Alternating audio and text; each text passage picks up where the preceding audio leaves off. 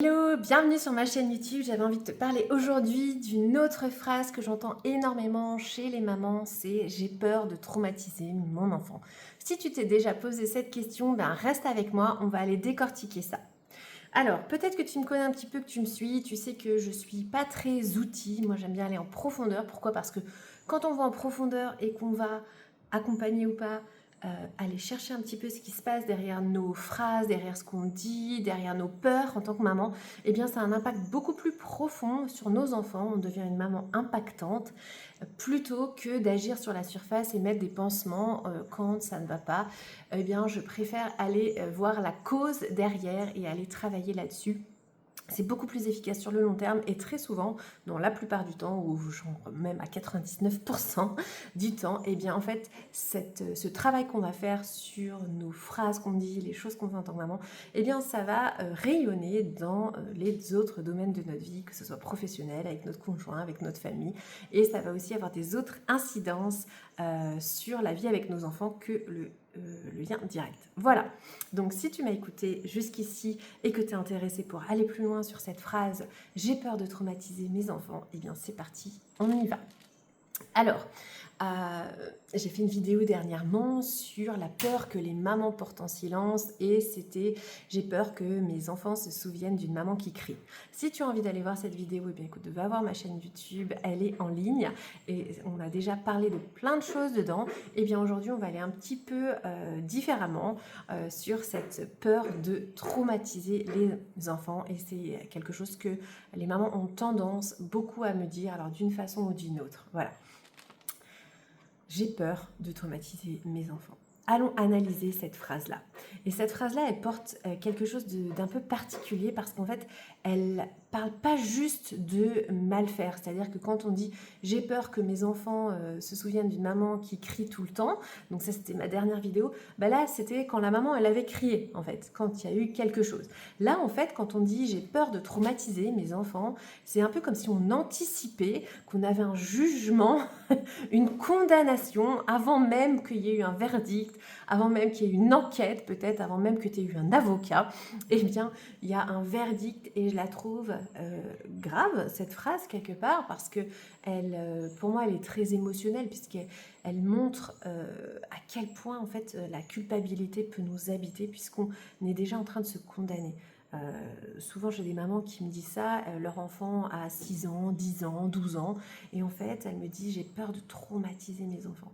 Et en fait cette phrase-là, elle a comme une sentence du futur, comme si c'était voilà, quelque chose qui allait arriver si rien ne changeait. Alors d'un sens je trouve ça très intéressant parce que du coup derrière ça veut dire qu'il y a une envie de changer quelque chose, mais en fait c'est comme si c'était une condamnation anticipée. Est-ce que tu avais déjà pensé à ça? Voilà, bref. Donc, on va démonter cette phrase, on va aller l'analyser et on va la regarder en face. Donc, si tu me connais, je ne vais pas te caresser dans le sens du poil en te disant, te rassurer, te dire mais non, ça va aller, etc. Non, moi, mon cerveau n'a jamais gobé ça en me disant non mais ça va, je fais du mieux que je peux, je n'arrivais pas en fait. Mais par contre, d'aller en profondeur, d'aller dire ok, ben on va aller ensemble, aller voir ce que ça dit, on va aller décrypter, on va aller voir les incidences, on va aller au fond. Donc on y va ensemble, tu n'y vas pas toute seule, on y va ensemble dans cette vidéo parce que parfois c'est très inconfortable de rester toute seule dans ce genre de situation quand on vient explorer un peu nos peurs. Donc du coup si tu as besoin d'être accompagné pour ça, ben écoute, n'hésite pas, tu peux regarder mes programmes ou tu peux regarder n'importe qui, j'ai envie de dire, tant que tu te fais accompagner pour aller chercher tes craintes, au fond de tes craintes et tes peurs, si jamais c'est inconfortable pour toi, vraiment fais-le, fais-le. La première chose que j'avais envie de dire dans cette phrase « j'ai peur de traumatiser mes enfants », c'est que le mot trauma, pour moi, il est devenu un problème. Alors on vit dans une époque pour moi qui est extraordinaire et qui est géniale. On a une connaissance sur le développement de l'enfant, sur les neurosciences, sur la psychologie, sur l'attachement, sur le travail, sur les blessures d'enfance. Tout ça, c'est vraiment des découvertes qui sont précieuses pour moi.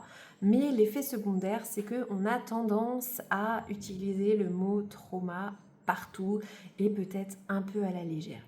Du coup, une maman qui va crier une fois, eh ben, va penser qu'elle traumatise son enfant. Une maman qui pose une limite ferme et qui voit que son enfant est dans la frustration pense qu'elle traumatise son enfant. Une maman qui divorce pense qu'elle va traumatiser son enfant. Une maman qui pleure devant ses enfants pense qu'elle va traumatiser ses enfants. Hein, tu l'as compris, une maman qui fait une erreur pareille, elle a peur de créer des traumas. Et en fait, du coup, le paradoxe, en fait, c'est que ça crée des mamans qui sont un peu terrifiées et on ne sait plus quoi faire. On ne sait plus quoi faire parce que quoi qu'on peut faire, quoi qu'on est humain, on est complètement imparfait. Et en fait, on a l'impression que si on s'exprime humainement, eh bien, du coup, on va traumatiser nos enfants. Et ça, c'est un grand paradoxe, je trouve, de notre vie de maman. Et c'est aussi ce qui fait, je pense, qu'on a l'impression que c'est beaucoup plus difficile aujourd'hui d'élever des enfants parce qu'en fait, on a beaucoup de connaissances, on se pose beaucoup de questions. Et je crois qu'il y a aussi un cœur qui s'est développé vraiment pour ça. Et ça, c'est bénéfique. Et donc, du coup, on a envie de bien faire. Sauf que parfois, en ayant tout le temps envie de bien faire, et bien en fait, ça peut être paralysant parce qu'on ne sait plus où on va. Bref, remettons des mots un petit peu sur les choses. Donc, un trauma psychologique, c'est une expérience qui dépasse la capacité de l'individu à l'intégrer. C'est-à-dire que ce n'est pas juste une douleur, ça laisse une empreinte vraiment durable, donc je regarde mes notes, et ça change le fonctionnement d'un être humain. En fait, c'est ce qui définit un trauma, c'est l'absence de ressources pour traverser cette douleur. Et c'est la répétition. Bon, alors je suis en train de dire la répétition, je suis pas en train de dire que par exemple un viol qui a eu une fois, c'est pas un trauma, c'est pas ça du tout. Hein. Mais pour les traumas qu'on parle de la vie quotidienne, en tout cas les mamans, de ce qu'elles nous parlent, hein, moi je te parle dans mon contexte de parentalité, n'est-ce pas, de choses qu'on peut faire en tant que maman, d'erreurs, de cris, de choses qu'on peut faire. Et bien du coup c'est qu'il y a une récurrence, d'accord. Je ferme la parenthèse, je suis pas psychologue, je suis pas en train de te parler de choses très difficiles, je suis en train de te parler du mot trauma qu'on utilise en tant que maman dans un contexte précis de parentalité qu'on a l'impression qui est dysfonctionnel. Voilà. Et c'est encore, là aussi, ok, on a l'impression d'être un parent dysfonctionnel, mettons-nous autour d'une table et discutons pour voir s'il y a vraiment un dysfonctionnement. Et s'il y a un dysfonctionnement, comment est-ce qu'on fait pour le réparer ? Fin de la parenthèse. On reste pas avec une croyance, non je la ferme pas en fait du tout la parenthèse, on reste pas avec une croyance de penser qu'on est un parent dysfonctionnel sans rien faire en fait. C'est soit on le pense et du coup on va aller voir, ok, on va voir, on va aller confronter ça. Est-ce qu'on est vraiment un parent dysfonctionnel ? Si on en est un, ok, cool. Enfin, cool. on va régler ça, on va travailler dessus. Et si on l'est pas, ok, comment est-ce qu'on fait maintenant pour ne plus avoir cette pensée-là, en fait ? Donc, allons et faisons face au lieu d'avoir juste ces trucs, j'ai peur de traumatiser mes enfants. Non, en fait, soyons, j'ai envie de dire, soyons sérieux avec cette pensée.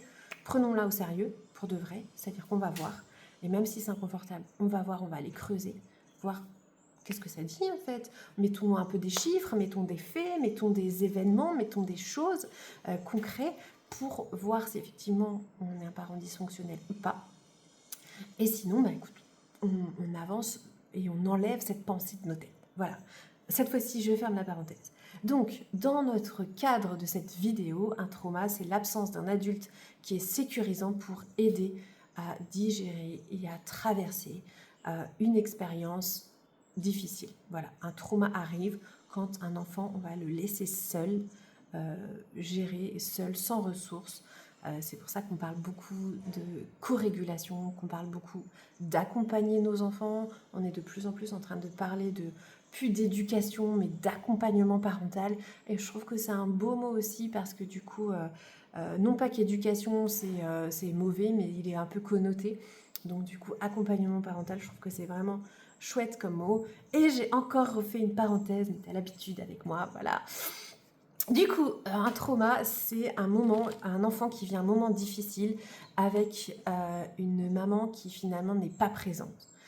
Un trauma, je répète, un enfant qui vit un moment difficile, qui a une maman qui reste présente, qui répare, qui nomme ce qui s'est passé, c'est un enfant qui n'est pas traumatisé.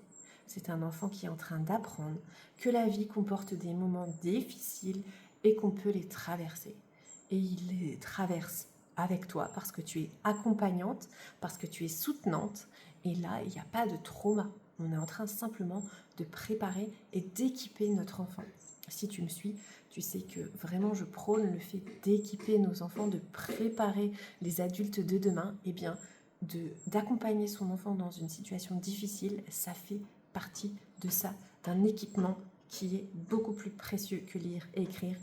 Et j'ai encore fait une parenthèse, voilà. Et du coup, ce n'est pas du tout la même chose d'un trauma quand... Voilà, bref, fin de là. Deuxièmement, qu'est-ce qui traumatise vraiment du coup? Allons-y, on va parler vraiment, qu'est-ce qui traumatise? Alors, ce qui traumatise vraiment, je vais te le dire, ce n'est pas un cri isolé, c'est pas une erreur réparée, c'est pas une limite faire. Alors, tu peux me dire, mais c'est quoi un cri isolé? Est-ce que si je crie 3 fois par semaine, c'est un cri isolé? Est-ce que je crie 3 fois par jour, c'est encore des cris isolés? Est-ce que je crie 3 fois par mois? Est-ce que c'est vraiment des cris isolés? Tout ça, en fait, je ne peux pas vraiment te donner de réponse. La réponse, elle va être dans une conversation, parce que moi, je ne fais pas du coaching en mode je vais te rassurer, je vais te dire non, mais ça passe. En fait, ça dépend comment tu vis les choses, ça dépend comment tu répares, ça dépend comment tu travailles, ça dépend de plein de facteurs différents. Donc, je ne vais pas non plus te répondre là-dessus. Qu'est-ce qui est un cri isolé? Est-ce que c'est 1 fois par jour, 3 fois par semaine, 3 fois par mois? Voilà, je t'invite à en parler. Parce qu'en plus, de toute façon, même si je te dis non, mais 3 fois par mois, c'est bon, en fait, si ton cerveau, il n'a pas travaillé vraiment dessus, il ne va pas le croire. Donc, ça ne sert à rien que je te le dise en vidéo. Bref, ce qui ne traumatise pas, c'est une erreur qui a été réparée et c'est une limite ferme. Poser une limite ferme, dire non à son enfant, quand bien même on s'est trompé, quand bien même on aurait quand même pu dire oui, parce que c'est vrai qu'on aurait pu rester 10 minutes de plus au parc, quand bien même si tu choisis, tu dis ouais, c'est vrai que j'aurais pu faire un effort, mais c'est pas grave. Garde ta limite, ça ne traumatise pas ton enfant. Ce qui va traumatiser, c'est que tu n'accompagnes pas à gérer cette frustration. Bref, les choses qui vraiment traumatisent maintenant, c'est une répétition sans réparation. C'est un événement difficile qui se répète sans que jamais personne ne vienne dire ce qui s'est passé n'est pas normal. Ou tu n'étais pas responsable, ça aussi c'est très important. Ou parfois simplement dire je suis là, ça dépend de la situation évidemment. Ce n'est pas l'événement seul qui traumatise, c'est l'absence d'aide qui l'aide à traverser cette épreuve. Deuxième chose qui traumatise, c'est l'absence de sécurité de base. C'est quand, par exemple, on a un parent qui est chroniquement imprévisible. Quand un enfant n'arrive pas à savoir si son foyer est un endroit sûr, en fait. Qu'un coup, on l'aime à la folie et le lendemain, on le rend responsable de nos réactions émotionnelles, par exemple. Ça traumatise. Quand il ne peut pas prédire comment les adultes autour de lui vont réagir. Ça, c'est extrêmement angoissant pour un enfant. Quand l'amour semble conditionnel à son comportement, par exemple, tu ramènes une bonne note à l'école ou tu ne ramènes pas une bonne note et que le comportement de l'adulte est vraiment fondamentalement différent. Encore une fois, je t'invite, si tu te sens interpellé par ce que je dis, à aller vérifier les faits, à aller vraiment avoir quelqu'un en face de toi qui vient t'aider à analyser les faits et à voir si vraiment c'est traumatisant ou pas. Voilà. Bref, c'est une imprévisibilité chronique et ça, elle abîme. Ça, c'est traumatisant. Troisième chose, c'est le message qu'on intègre sur soi-même. C'est pas forcément dit explicitement, mais le message que l'enfant a intégré sur ce qu'il vaut, sur ce qu'il est, sur ce qu'il mérite. Par exemple, si l'enfant vient à dire « je suis un problème, je suis trop, je dois mériter l'amour », ces messages-là, en fait, quand ils sont répétés, renforcés et jamais contredits, en fait, ils s'installent. Et ça, c'est traumatisant. Et du coup, je te pose une question honnête parce que dans mes vidéos, on n'est pas là pour se cacher ni pour se rassurer en mode tout va bien. C'est est-ce que ça te parle, ces sujets-là? Est-ce que, honnêtement, c'est ce que tu fais? Est-ce que tu fais ces choses-là qui traumatisent? Et encore une fois, j'ai pas envie de te juger là-dessus. C'est possible de changer et c'est possible de changer avec beaucoup de bienveillance. Ce n'est pas la dureté envers soi-même et la condamnation envers soi-même qui va t'aider à changer dans ta parentalité si elle est un peu dysfonctionnelle sur ce sujet-là. Ça ne veut pas dire que tu es un parent complètement dysfonctionnel. Fin de la parenthèse. Du coup, une maman qui traumatise au sens clinique du terme, généralement, c'est pas celle qui s'inquiète si elle traumatise. Voilà, ça c'est un petit peu une vérité. C'est bien de se poser la question là, mais si tu te poses la question, c'est que probablement il y a des ajustements à faire et encore une fois, comme je l'ai vu quand je l'ai expliqué dans ma dernière vidéo, il y a un décalage entre ce que toi t'aspires à être en tant que parent et ce que tu vois aujourd'hui, et peut-être qu'il y a un réajustement à faire. Mais si tu te poses la question là, c'est très probable que tu ne sois pas en train de traumatiser ton enfant. C'est que tu as une conscience et que tu es en train de réfléchir à tes actions et que tu vois déjà certaines implications de tes actions. Donc c'est très bon signe, c'est vraiment très bon signe. Et en fait, le fait de porter cette peur ici de traumatiser ses enfants, c'est une preuve d'attention envers tes enfants. C'est une envie de bien faire. Et je trouve que c'est très bon signe. Le problème, en fait, c'est que si on continue à porter cette peur de traumatiser ses enfants sur le long terme, eh bien, en fait, elle va jouer dans ton éducation. Elle va influencer. Et finalement, elle va faire des effets négatifs à ton éducation. Et c'est pour ça que j'avais aussi envie de la traiter aujourd'hui. Parce qu'en fait, si tu ne regardes pas cette peur en face, elle va t'amener à avoir des comportements très précis. Par exemple, elle peut te paralyser. En fait, tu vas hésiter à poser une limite parce que tu as peur de la réaction. Tu vas éviter les conflits parce qu'en fait, tu as peur de ce que ça va laisser. Tu vas marcher sur des œufs dans ta propre maison. Peut-être que ça te parle avec les ados aussi, peut-être. Et en fait, paradoxalement, en fait, si tu limites les conflits constructifs, les limites dans ta maison, en fait, t'enlèves la sécurité. T'enlèves la sécurité de ta maison. Et ça, du coup, en fait, c'est un comportement qui peut être induit par cette peur de traumatiser ses enfants. Et c'est dommage parce que du coup, c'est un effet contre-productif qui ne permet pas que le climat de ta famille soit complètement bienveillant et puis stable parce que les enfants ont besoin de ce cadre. En fait, deuxième possibilité, le fait d'avoir peur de traumatiser tes enfants, c'est que tu vas peut-être surexpliquer. C'est-à-dire, au lieu d'expliquer simplement les choses, tu vas peut-être justifier chaque décision dans les moindres détails. Tu vas peut-être négocier chaque règle. Tu vas chercher l'adhésion de ton enfant pour chaque chose en fait. Et ça, c'est épuisant. Tu vas peut-être avoir peur de te dire que c'est mal de l'impliquer, mais pas parce que, en fait, parce que tu as peur qu'il soit pas d'accord peut-être, tu as peur que s'il est pas d'accord, tu lui fasses du mal. Et du coup, en fait, là, il va perdre ses repères. Et toi, en fait, surtout, ça va énormément t'épuiser. Vraiment, ça, c'est un des, des endroits où les mamans s'épuisent le plus. C'est à surexpliquer, surjustifier, surnégocier. C'est absolument épuisant. Et en plus, c'est stérile. Mais peut-être que c'est le sujet d'une autre vidéo, pourquoi pas. Je vais me le noter. Tiens, voilà, je me le note. Écoute, je prends une pause. Je prends une pause dans cette vidéo et je le note. Et voilà. Ok. Ensuite, troisième chose que la peur de traumatiser peut induire dans ta vie de parent, c'est confondre amour et absence de friction. Du coup, tu vas absorber, tu cèdes, tu t'effaces, pas parce que tu es faible, mais parce que tu as peur de blesser. Et du coup, ton enfant va grandir avec l'idée que l'amour, c'est quelqu'un qui s'adapte toujours à toi. C'est quelqu'un qui va toujours prendre sur lui pour le bien-être de l'autre. Et du coup, c'est une vision déformée de l'amour. Parce que l'amour, en fait, elle respecte les deux personnes. Et à partir du moment où il y en a une des deux qui n'est pas respectée, eh bien, il y a un souci d'amour. Et donc, du coup, en fait, je pense que c'est pas ce que tu veux transmettre. C'est-à-dire que si tu transmets une vision de l'amour où l'un s'efface au profit de l'autre, eh bien, soit tu vas faire un adulte qui va toujours vouloir exiger et prendre, en caricaturant un petit peu, soit tu vas aussi construire un adulte qui va s'effacer. Et je pense pas que c'est ce que tu souhaites. On ne souhaite pas s'effacer parce que voilà, c'est sujet à plein de choses. Pas forcément ouf de s'effacer, autant dans un couple que dans une relation. Chacun a sa place, chacun a son importance et chacun a la même valeur. Bref. Quatrième point que cette peur peut engendrer dans ta vie, c'est en fait ça va te voler ta posture en fait. Une maman qui éduque depuis la peur de traumatiser, en fait, elle peut pas tenir une position difficile. Ça va être compliqué pour toi de faire des choix difficiles. Pas parce que t'as pas de valeur, mais parce qu'en fait chaque résistance de l'enfant, ça va être vécu comme une confirmation que tu fais mal en fait. Et que peut-être tu es en train de le traumatiser. Par exemple, est-ce que tu es vraiment en train de traumatiser? Je reprends l'exemple du parc.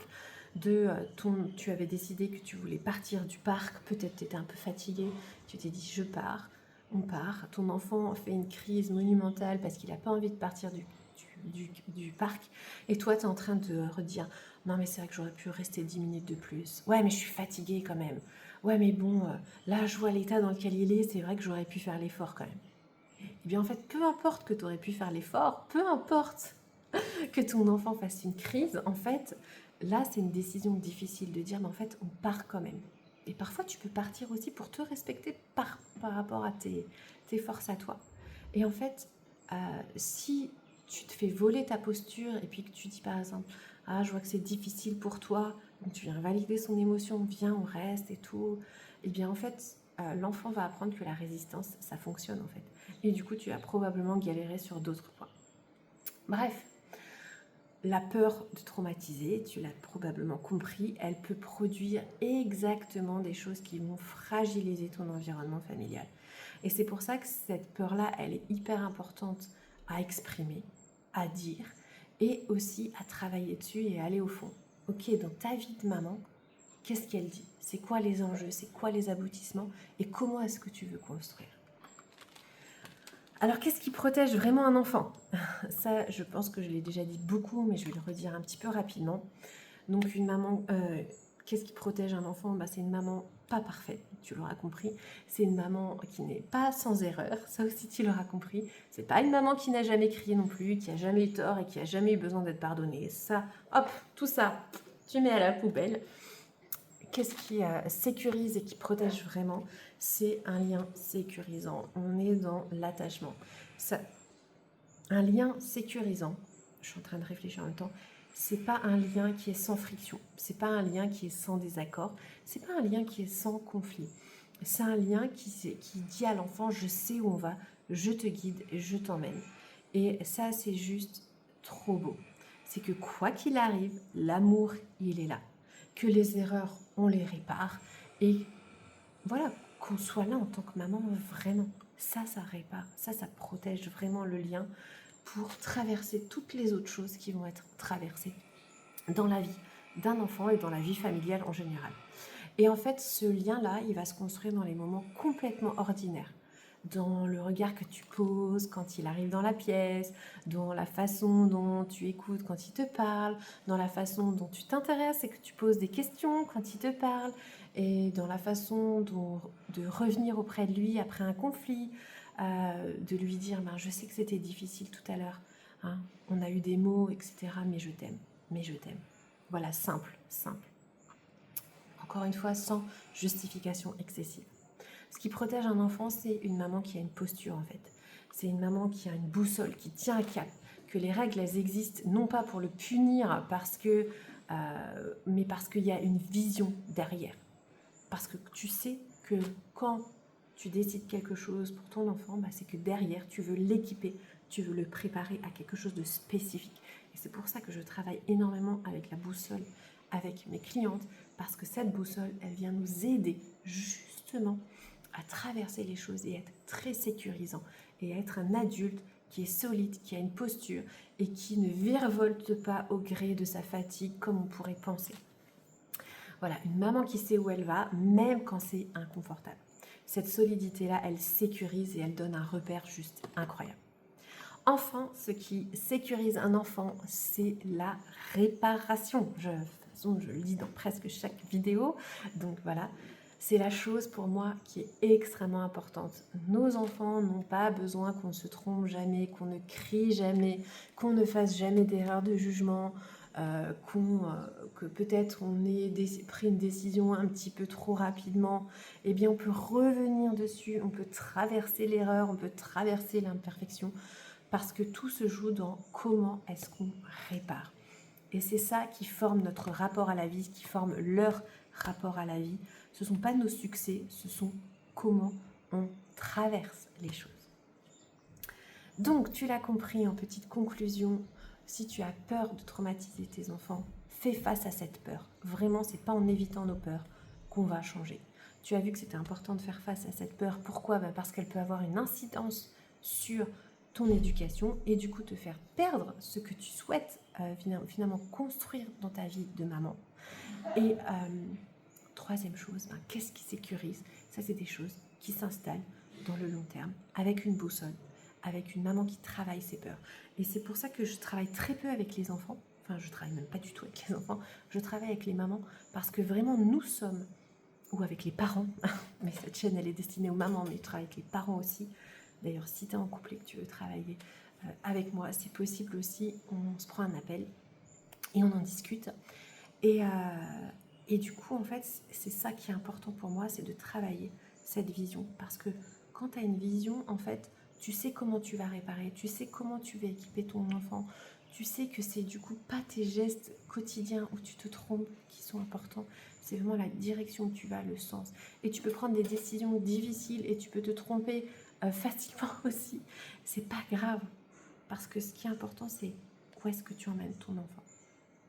Et vraiment là, je peux te dire qu'ils se souviendront d'une maman qui est présente et qui savait se relever elle-même et relever ses enfants.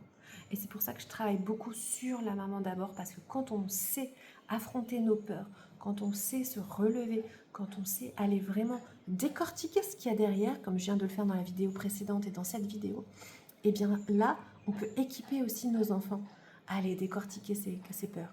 Aller dire, ok, tu dis que t'es nul, ben ok, on va faire comme avec mes peurs à moi. On va aller voir mettre des chiffres, on va aller mettre des datas. Ok, j'ai peur de traumatiser mes enfants. Ok, j'ai peur que mes enfants se souviennent d'une maman qui crie. Ben ok, on va aller voir ça. Du coup, c'est quoi une maman qui crie? C'est quoi en fait une maman qui crie? Combien de fois par jour? Qu'est-ce qui se passe? C'est quoi les fruits? Qu'est-ce que ça engendre? Est-ce qu'on a discuté de ça? Est-ce qu'on a réparé?